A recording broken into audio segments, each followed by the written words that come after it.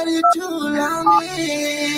Wish me not them did have immortal life. Wish we did never figure night me. Go for the goal with all my might. The dog do my drink champagne and Sprite, yeah. And we know how we done. That's why we undefeated. God, we know how we done. Now inside. Yo, Shenka. Chisel. You know the moment our lifestyle and continuous stuff. Damage music. WEFM is SVG. Activated Mornings on WEFM 99.9 is on now.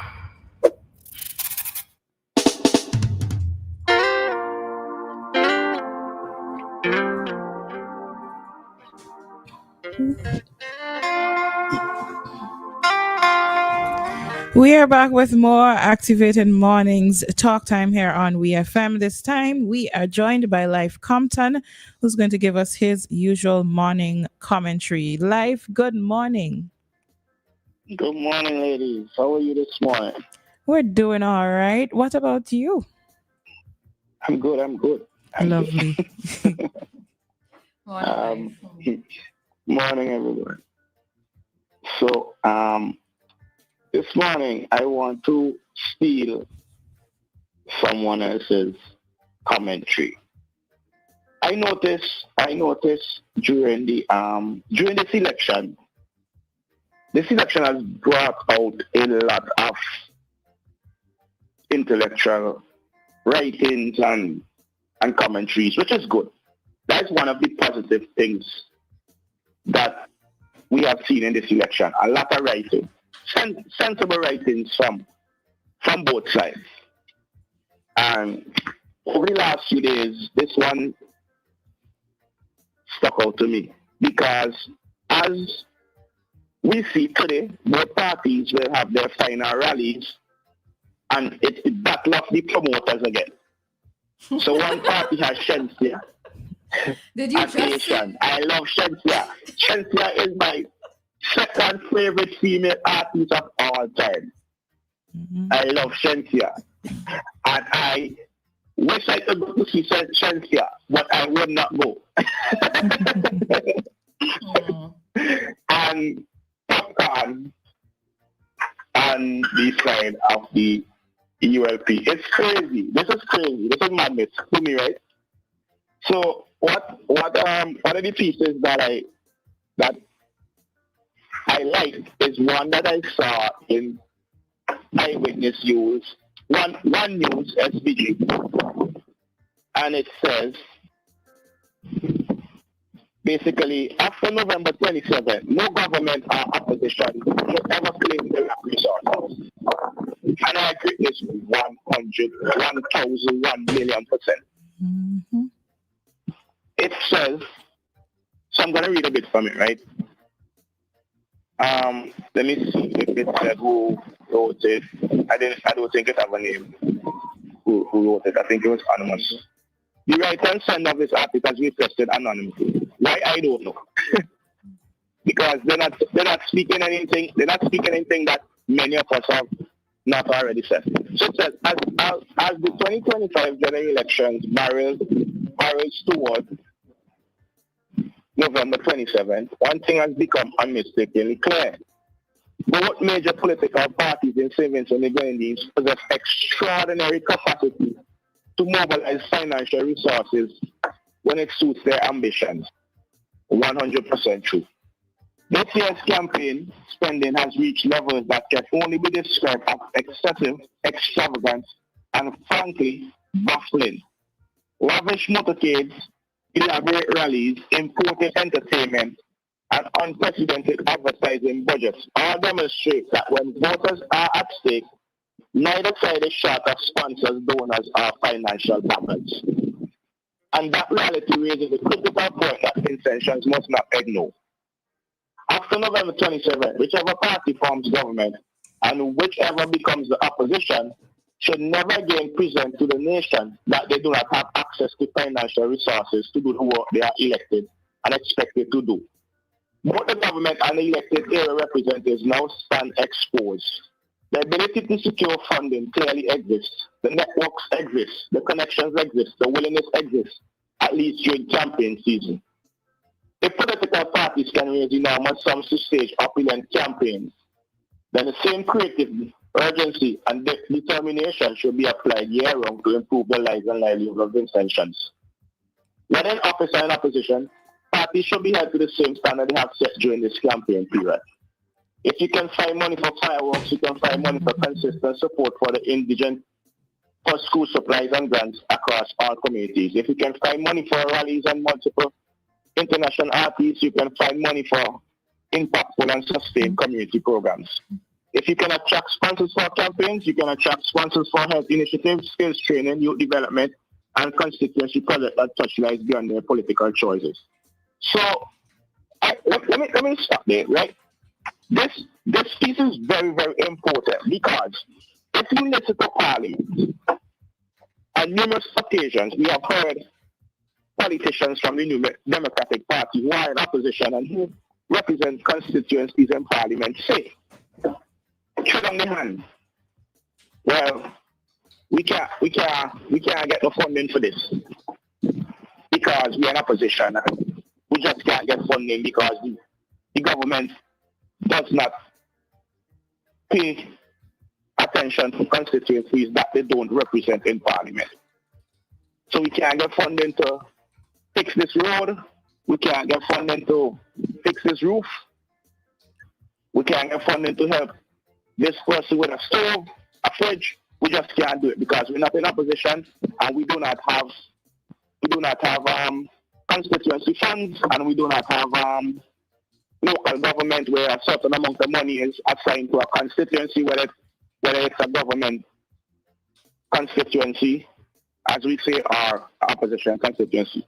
This argument, in my mind, has gone totally out the door. And voters should hold members of both parties accountable after this election. We shouldn't hear that argument ever again. One case in mind that everybody has been speaking about, the New Democratic Party had promised the Southern Guyanese $100,000 after burial, and they were not able to come up with it. They came up with a lesser fund, a lesser amount of money, and they went and they distributed that. How is it now that these millions of dollars can be found for a campaign from donors, and one of the donors, they can approach one of the donors and say, "Can you give us this $100,000 or can you give us $50,000 to help the Southern Grenadines?"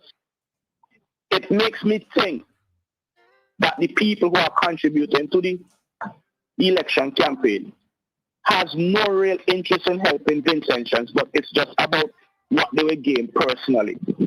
Now, rumors are circulating about party funding. I'm not going to say which party, but rumors are circulating that one of the parties is being funded by someone who has substantial interest in Canada. And the rumors are this person has contributed millions of dollars to a campaign. And if this is the truth, this also strengthens what I'm saying. Because Canada is in the Southern Grenadines. And the NDP promised $100,000 to people in the Southern Grenadines and they never came up with it. So this person was operating in Canada, which is part of the Southern Grenadines, did not see it fit to help at that point.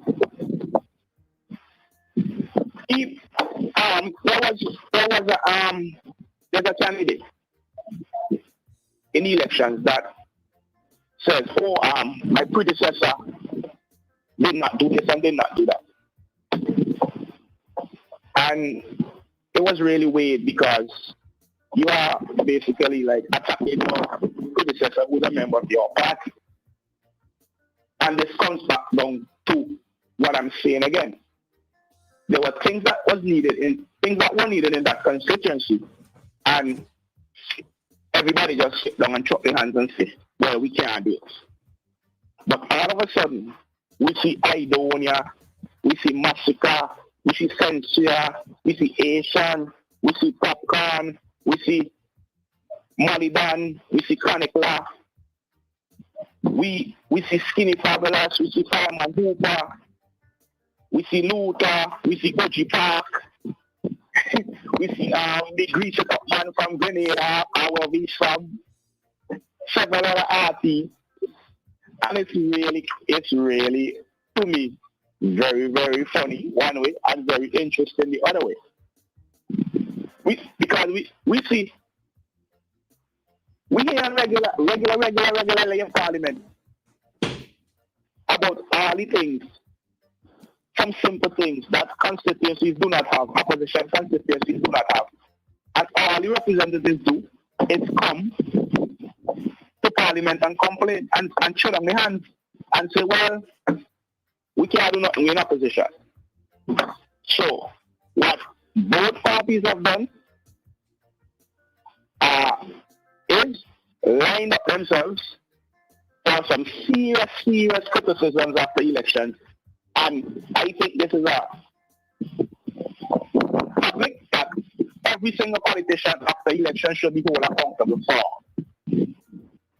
And by the way things are going, by the amount of money that was spent during these campaigns, I should think that after November 27th and going into the next 5 years, whichever party forms government, we should be living in a very lovely, vibrant, well-subsidized Simmons and the Kennedys.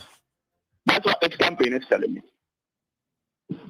We should have everything we need. The hospital should have all the medication they need. The opposition constituencies, whichever party ends up in opposition, should have everything they need. No problems whatsoever.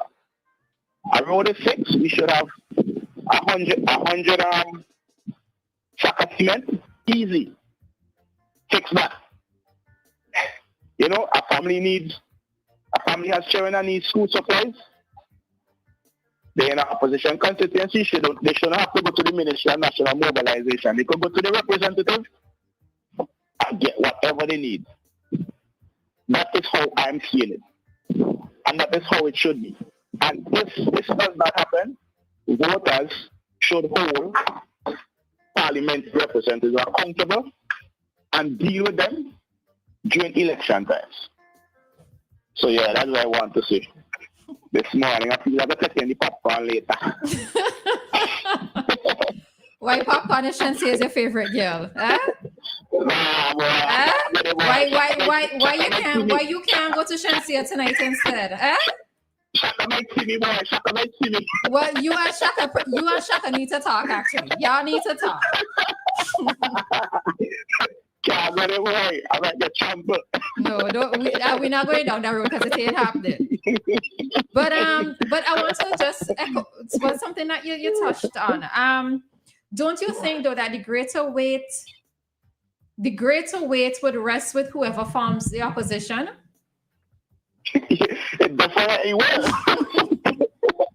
Definitely will rest with who forms the opposition. Because both parties have shown a tremendous ability to fund their election campaign. And I don't want nobody come and tell me about government is in power and taxpayers dollar and this and that. That is not being done. Yeah, but it's still going to be easier for us to say that the government is working because they're going to have that taxpayers funds. But I think to me, the greater weight is going to rest with whoever it is forms the opposition. Because even if it's, let's say ULP forms the opposition, they end up in opposition. We know that they were able to find the resources to do things. And we know that the NDP themselves currently have always been speaking about the Constituency Development Fund. So it means that they could find money. They can. And what is interesting, right, is that they are things that I have experienced myself. Okay, for instance, one time I fell off my motorcycle and I had gone to the hospital for dressing. It wasn't nothing complicated. And the nurse was like, we only have saline solution. We don't have any antibiotic to put on these. You have to bring your own. So I went she cleaned the bruises or whatever, and I went and got my own and I brought it back and she put it on and she was asking me if I could leave it with them. Right? So I was telling this to someone and they call Mr. Police, who is the Minister of Health, and he at first he didn't really want to believe it, but then when he heard who said it, he went and checked. And he was told that it is not that we don't have antibiotics ointment or stuff to deal with. It's that the person who was responsible for writing up the requisition form or whatever they call it to get this stuff to come from the storeroom did not. And when you investigate who was the person responsible for doing that, you will just laugh. And it all comes back down to public servants sabotaging stuff. You know what I mean? So, as I'm saying, none of them have no reason to come to Parliament and say, we don't have the money, we can't fund this. That is my take on that. And I know Roleza going to see popcorn later, and Dianna going to see popcorn later. If I give you one kunks in your head this morning, just come close to me this morning. One kunks in your head. I will very helpful one.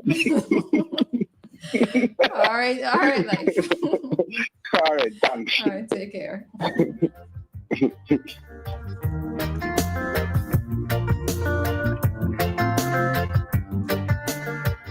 Well, it's 8. All right, so you're going to sign up? No, I was just going to say it is 8 o'clock and we have to go out, but we may just say a few things before we go. So you can go ahead. Okay. All right. So with regards to this particular topic, it is a double-edged sword for both parties. Because while it is that we, Vincentians, are outside enjoying the nice time, we do not forget. All right? We do not forget. And this is why I have been emphasizing the point of whoever it is forms opposition, we are going to remember the amount of money that has been spent during the election campaign.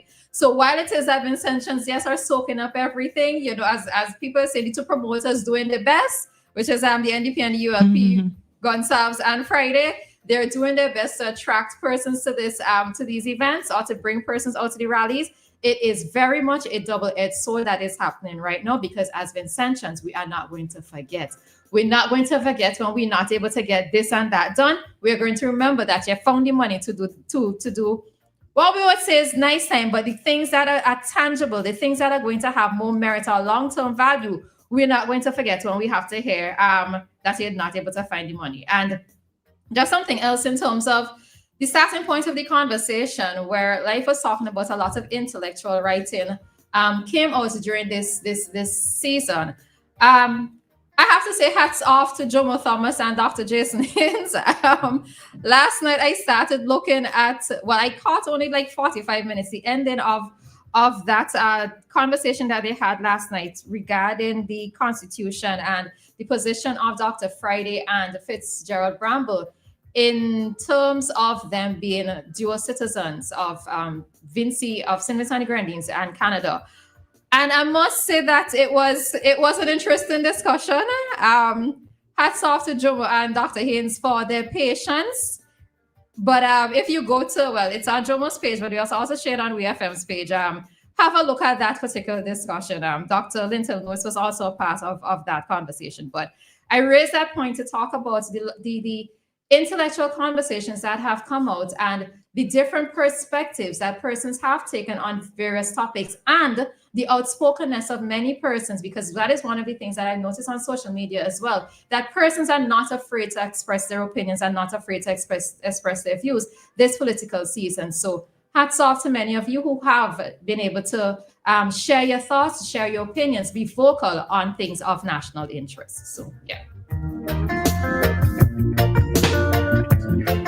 It is 8:03 and we are going to head out right here. This time check was brought to you by the New Haven Funeral Home. Death is a fact of life.